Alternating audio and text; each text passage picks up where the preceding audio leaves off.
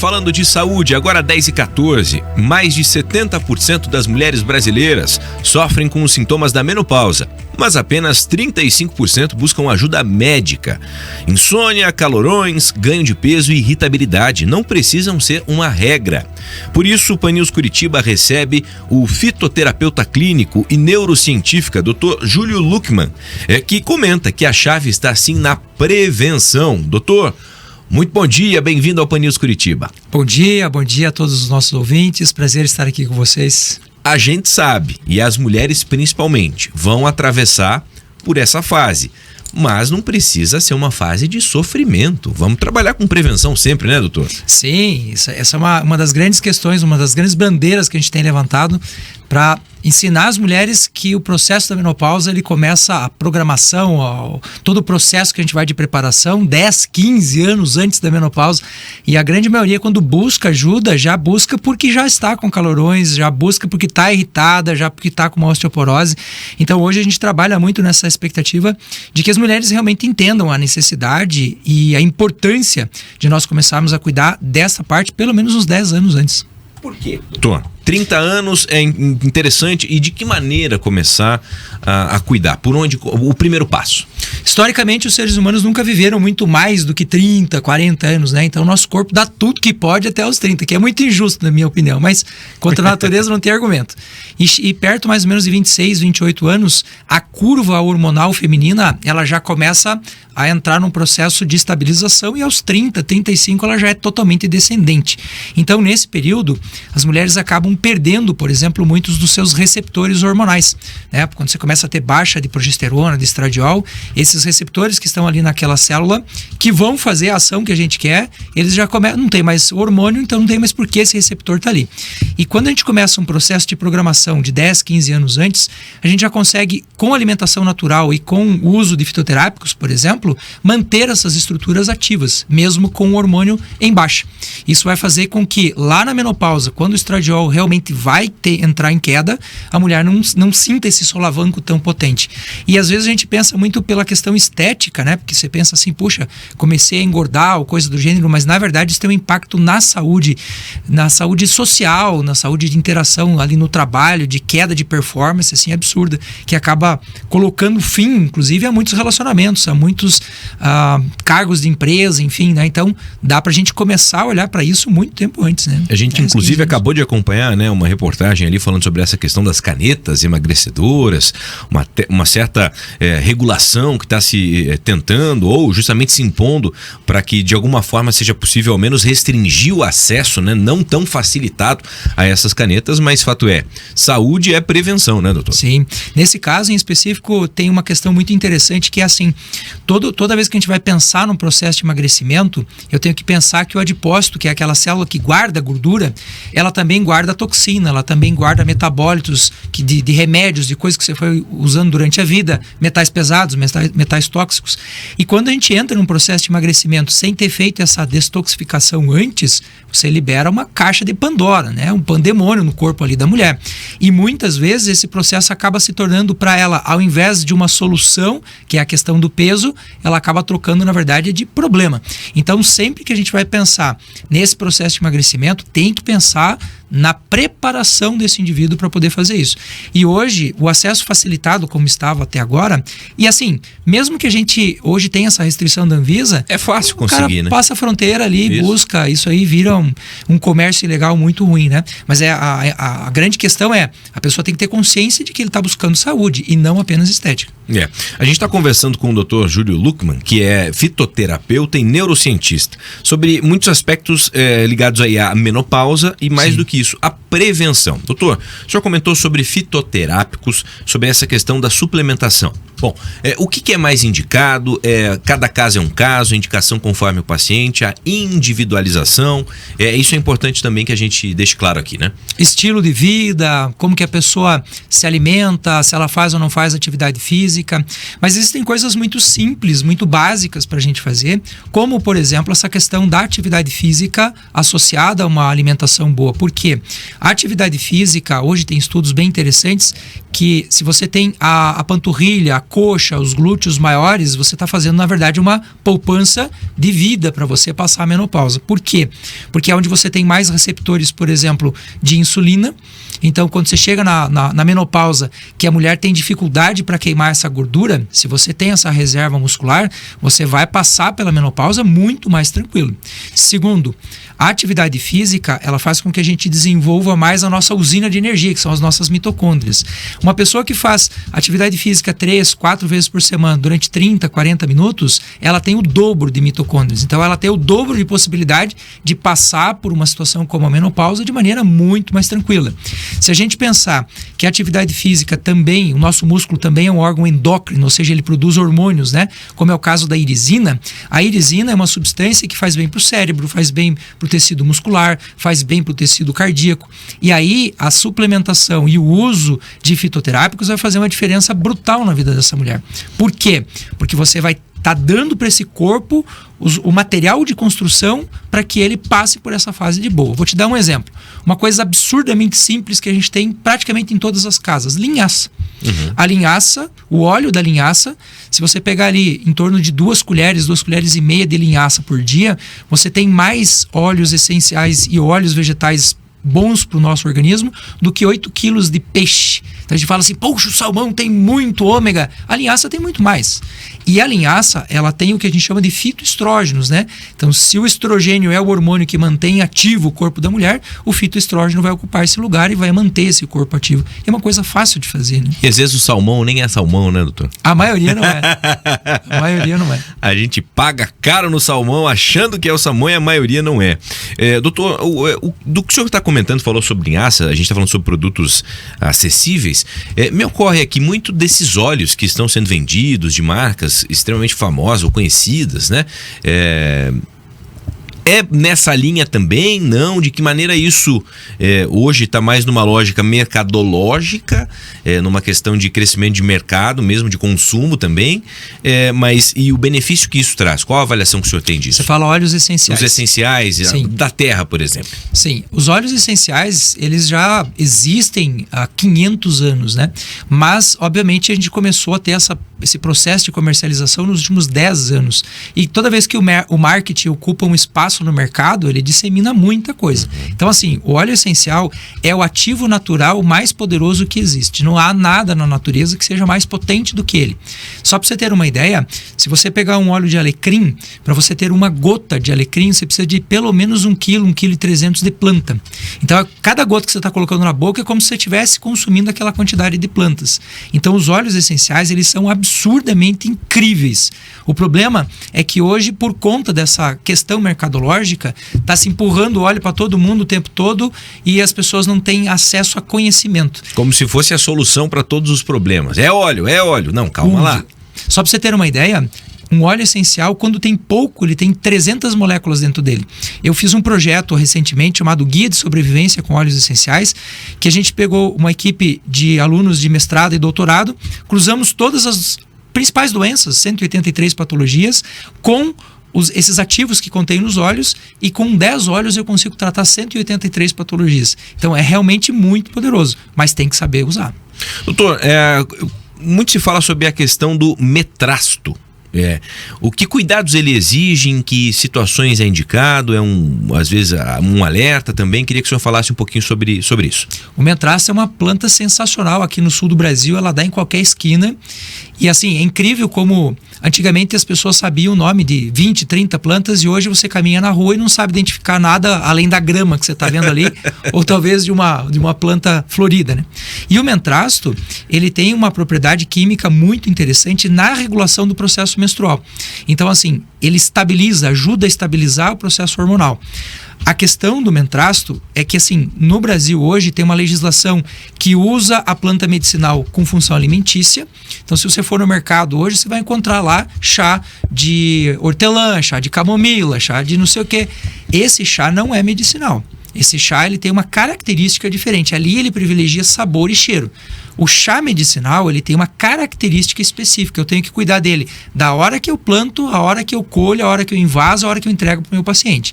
E o mentrasto ele vem muito nessa pegada. As pessoas às vezes assim acham o mentrasto ali na beira da rua e tal, e eu levo para casa. Nem sempre aquela planta ali tem propriedade medicinal.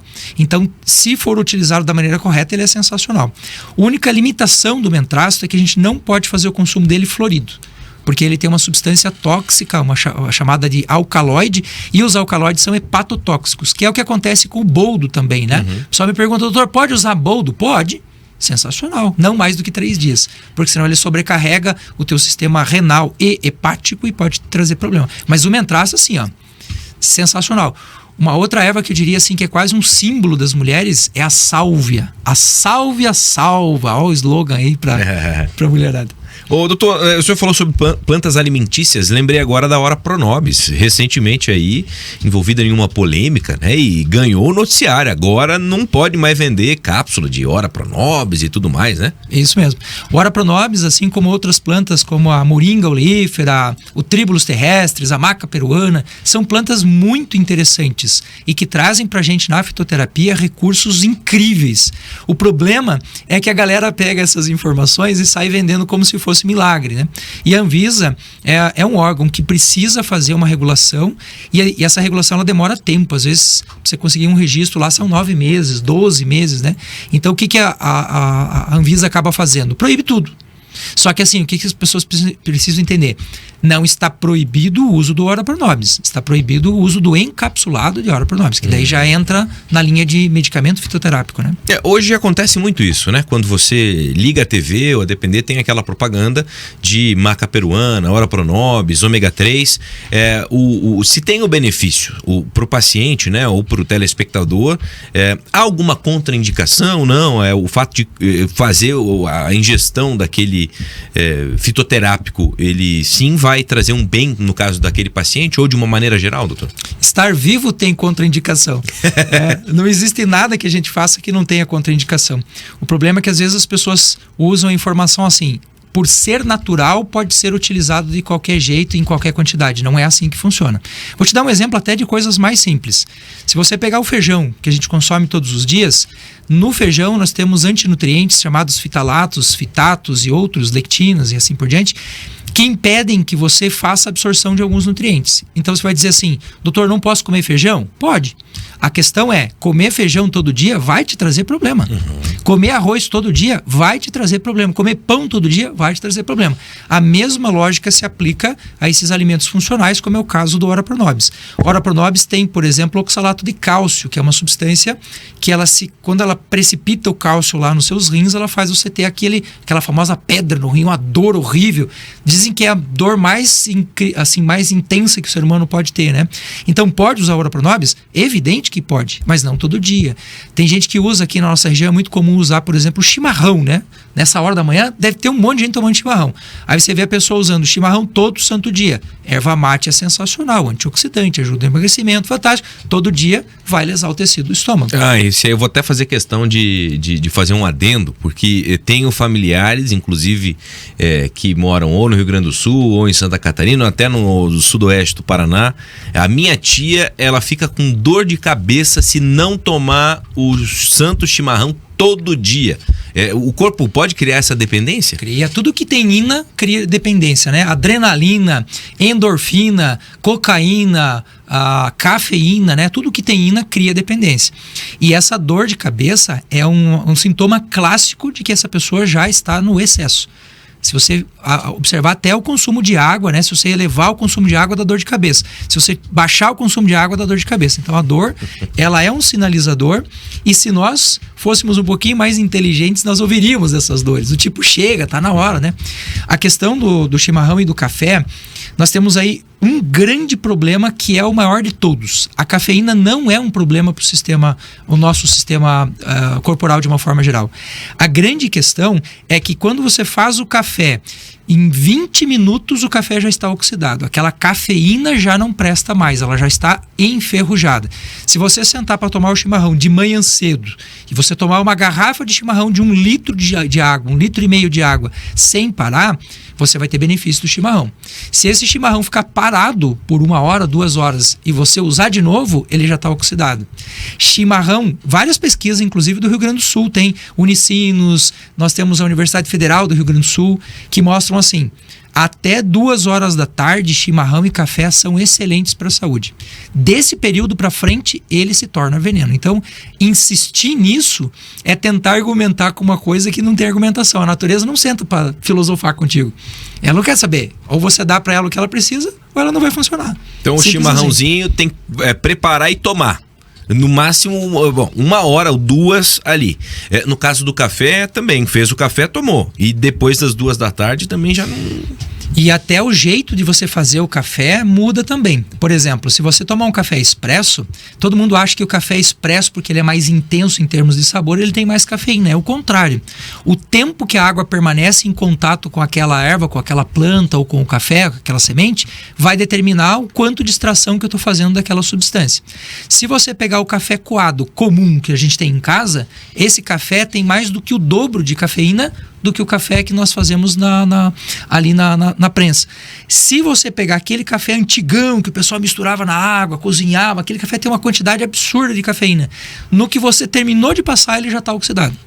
Então o café é sensacional, desde que você use da maneira correta. Doutor, voltando um pouco para a nossa conversa, bacana de conversar com um doutor Júlio Luckmann, que tem uma área de atuação, né? E esse conhecimento, aliás, conhecimento nunca é demais, nunca vai ser suficiente para entender a complexidade de tantas coisas, ou da nossa saúde, né, do nosso corpo humano. Doutor, falando sobre a questão da menopausa para as mulheres, é importante porque muitas vêm fazendo reposição hormonal. Sim. A utilização de fitoterápicos se acrescenta, se adiciona a isso? De que maneira as mulheres também devem estar atentas sobre esse aspecto? Muita gente acha que a fitoterapia é algo alternativo, né? A pessoa chega lá e fala, doutor, não tem uma planta aí alternativa? Não, fitoterapia é sempre um processo integrativo, ou seja, ele está integrado ao tratamento tradicional comum que a gente já vem fazendo aí no dia a dia. E quando a gente vai olhar para essa questão da fitoterapia, a gente vai ver que existem elementos junto na fitoterapia que apoiam o processo de uso, por exemplo, de hormônios. Então você vai me perguntar assim, doutor, o senhor é contra o uso de hormônios? Claro que não. Se você não tem hormônio, você não tem vida. Se você é hormônio, você não tem saúde, não tem equilíbrio, não tem nada. A questão é que muita gente está indo para a reposição hormonal sem antes fazer a regulação que o corpo precisa para que ele mesmo produza o que está faltando. Porque uma coisa que é importante a gente dizer é que a partir do momento que você começa uma reposição hormonal, seja homem, seja mulher, a tua produção vai para zero. Então, se eu já estava produzindo pouco, depois que eu passei a fazer uma reposição, vai para zero. Então, o que a gente faz? A gente faz todo um trabalho nutricional antes para preparar essa mulher para uma reposição hormonal, se necessário. Agora, quando necessário, tem que fazer. Tem que fazer, porque senão você perde osso, perde músculo, enfim, né? Uhum. Doutor, e é uma fase da vida em que muitas mulheres ficam ali desesperadas, né? Bom, já tem a menstruação todos os meses, a depender da situação de cada paciente, de cada mulher, muito individual, então já é algo que a mulher... E aí chega-se em um estágio da vida para lidar com essa menopausa, e é algo que está muito latente, especialmente para muitas mulheres que passam por essa fase com bastante sofrimento. Sim, e é interessante a gente observar um pouco o contexto da família onde você está inserido, né? Geralmente a mulher que teve a mãe que entrou na menopausa aos 45, a avó que entrou na menopausa aos 48, a chance dela entrar nessa fase é muito grande, porque a menopausa ela pode vir dos 40 anos para frente e ela pode chegar lá aos 50. Às vezes eu tenho paciente com 52 anos e ela está menstruando normal, ciclo normal. Então, essa fase é uma fase muito longa. Mas a menopausa já começa a dar indícios do seu aparecimento 2, 3 anos antes dela acontecer. Queda de cabelo acima da média. Então, como é que eu sei que eu estou com queda de cabelo acima da média? Se você passar o dedo por entre os teus cabelos, segurar com a mão, não para arrancar, mas segurar levemente e puxar os cabelos, se saírem mais do que 5 fios de cabelo, você já está com excesso. Você vai perceber que o fio de cabelo nessa fase, ele vai ficando, o calibre do fio, ele vai ficando cada vez mais fino. Tanto que você vai vendo que as mulheres nessa fase acabam tendo que cortar aquele cabelão comprido, porque ele começa a partir, enfim. A pele vai ficando mais seca, mais ressecada. A gente vai tendo secura de garganta, de nariz, secura de lubrificação, né, na relação sexual. Então, tudo isso já vai dando indício de que alguma coisa está acontecendo ali. E esse é o período em que a gente tem que entrar com reposição de suplementação, porque o corpo já não consegue mais nem produzir, nem absorver. Então entra creatina, aí você vai entrar o magnésio, você vai entrar um ômega 3 de boa qualidade e os fitoterápicos que vão ajudar nesse processo. A gente já falou aqui do mentrasto, a gente pode colocar lá o óleo de linhaça, o óleo de borragem, né? Nós temos aí o óleo de prímula, que é sensacional. Passar um óleo de semente de uva na pele. Vou dizer uma coisa para você, João.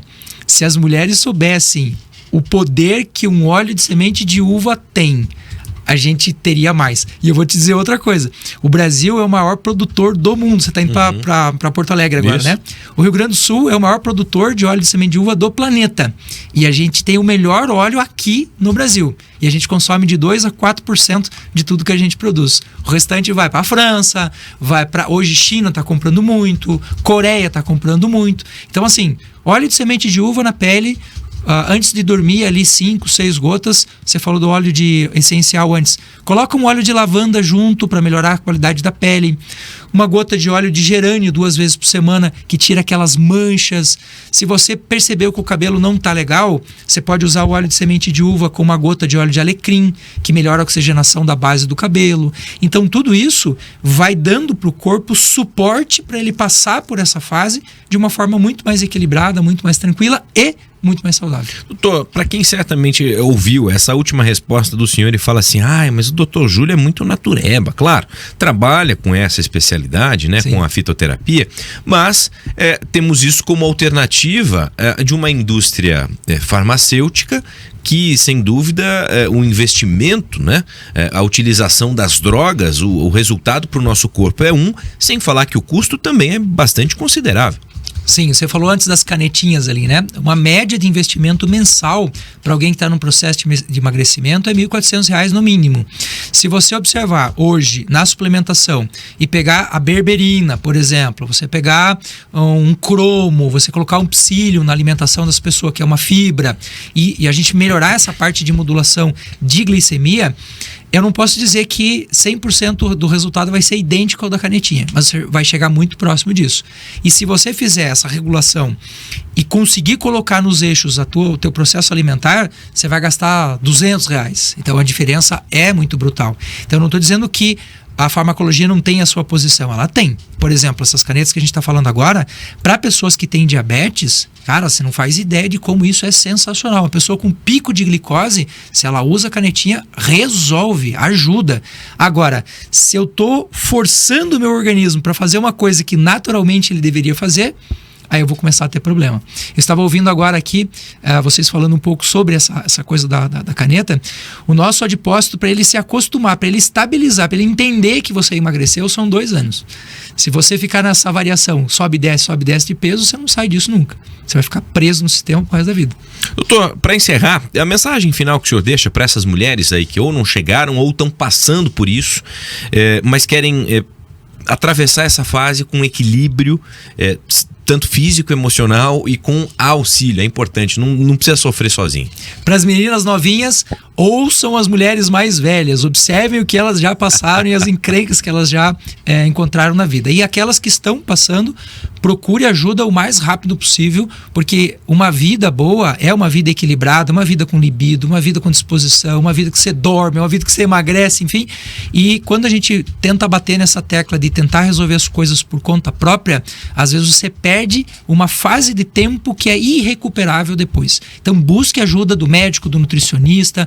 Hoje tem muito fisioterapeuta trabalhando também com o processo de menopausa, porque a atividade que você faz estimula tecidos específicos que também ajudam no processo. Vá fazer atividade física, busque ajuda.